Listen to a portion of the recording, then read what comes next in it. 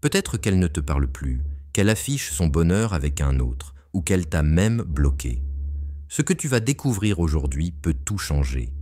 Lorsqu'un homme apprend à dominer ses émotions et à retrouver sa valeur, il cesse de quémander l'amour et le fait rayonner par sa seule présence. L'amour vient alors naturellement, sans qu'il ait besoin de le chercher. Ce n'est pas de la magie, mais de la psychologie pure. Cette sensation d'être remplacé comme un objet usé n'est pas une fin, mais un nouveau départ. Ce que tu feras dans ce silence décidera si tu restes à terre ou si tu renais plus fort. Trop d'hommes commettent l'erreur de courir après ce qu'ils ont perdu, envoyant des messages désespérés et perdant leur dignité à chaque tentative, comme s'ils tentaient d'éteindre un feu avec de l'essence émotionnelle. Si tu te reconnais dans ce schéma, il est temps de changer les règles. Ici, tu apprendras pourquoi le silence stratégique, le détachement et la reconstruction personnelle sont des armes psychologiques redoutables. Pas besoin de devenir un sage ni de lire des piles de livres. Il suffit d'oser agir autrement. L'homme qui cesse de mendier l'affection commence à la rayonner, sans un mot, par son attitude. Cette vidéo n'est pas pour ceux qui cherchent l'attention à tout prix, mais pour ceux qui veulent devenir une version authentique et puissante d'eux-mêmes, au point que même leur passé ne pourra s'empêcher de revenir. Ce n'est pas d'elle qu'il s'agit, mais de toi. Retrouve ton centre, car lorsque tu n'as plus besoin d'elle, c'est là qu'elle commence à avoir besoin de toi.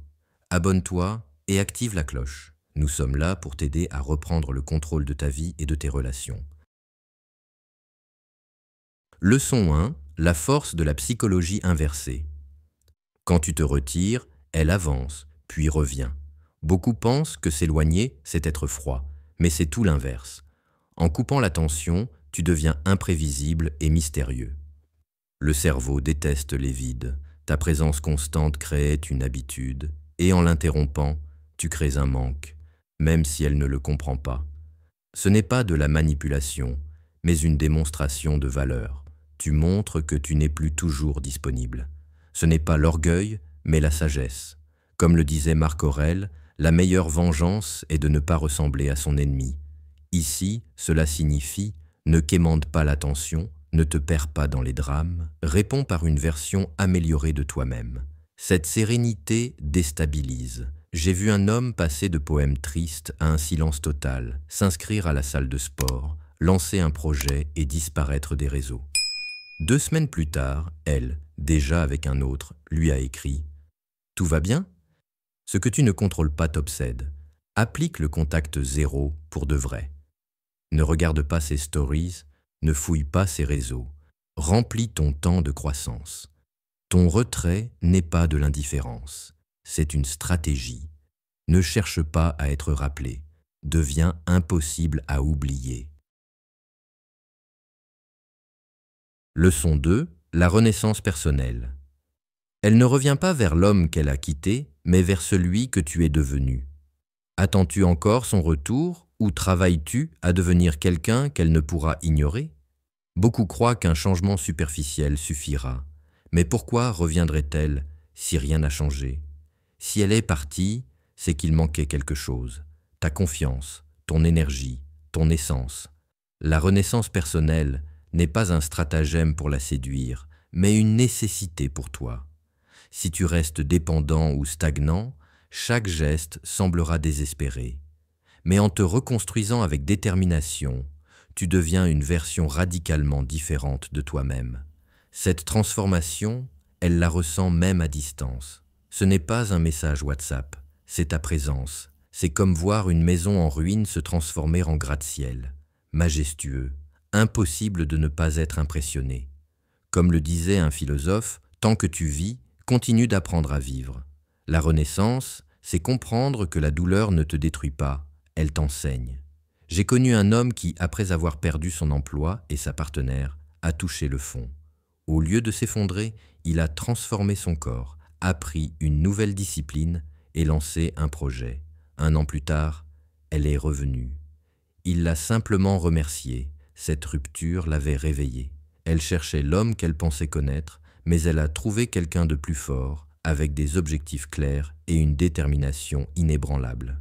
Ta mission aujourd'hui, dresse la liste des aspects de ta vie à améliorer, santé, mentalité, habitudes, objectif et travaille dessus chaque jour. Fais-le pour toi, pas pour elle. Quand tu deviens inaccessible, on te cherche. Si elle revient, ce sera parce qu'elle t'admire. Construis une vie si puissante qu'elle devra te supplier d'en faire partie. Leçon 3. Le piège du contact constant et l'attraction du silence. Ce qu'elle ne sait pas de toi la rend folle de curiosité. Le silence vaut plus que 1000 messages. Après une rupture, beaucoup tombent dans le piège de rester toujours présent. Messages, appels. Comment vas-tu? Ils pensent prouver leur valeur, mais c'est l'erreur fatale. Cela la maintient dans son confort. Ce qui est garanti est sous-estimé. Le véritable atout, c'est le silence absolu. Pas une colère froide, pas de réponse tiède, mais une disparition émotionnelle. Quand tu n'es plus là, son imagination s'emballe. Est-il avec quelqu'un d'autre? M'a-t-il oublié? Pourquoi ne revient-il pas? Ce vide l'obsède comme une série brutalement interrompue. Piquetet disait « N'explique pas ta philosophie, incarne-la. Ne proclame pas ton retrait, vis-le. Distance-toi sans justification. Le silence s'impose de lui-même. » J'ai vu un homme bloqué par son ex ne pas envoyer un seul message, se concentrer sur sa croissance. Des mois plus tard, elle l'a contacté depuis un autre compte juste pour savoir comment il allait. Ce n'était pas un hasard, c'était le pouvoir de l'inaccessibilité. Ce qu'on ne peut posséder devient irrésistible, transforme ton absence en énigme et accompagne chaque jour de silence de progrès. Si tu réapparais, sois un homme différent. Celui qui est toujours disponible devient ordinaire, celui qui disparaît avec un but devient une intrigue, et de l'intrigue naît le désir. Ce que tu viens d'écouter n'est pas un simple discours sur la rupture. C'est un rappel brutal que la vraie bataille n'est pas contre elle, mais contre toi-même. Le silence, la rareté et la reconstruction ne sont pas des armes pour manipuler, mais des leviers pour redevenir maître de ta vie. Si tu appliques ces principes, tu ne cherches plus à être toléré. Tu deviens quelqu'un qu'on respecte et qu'on admire.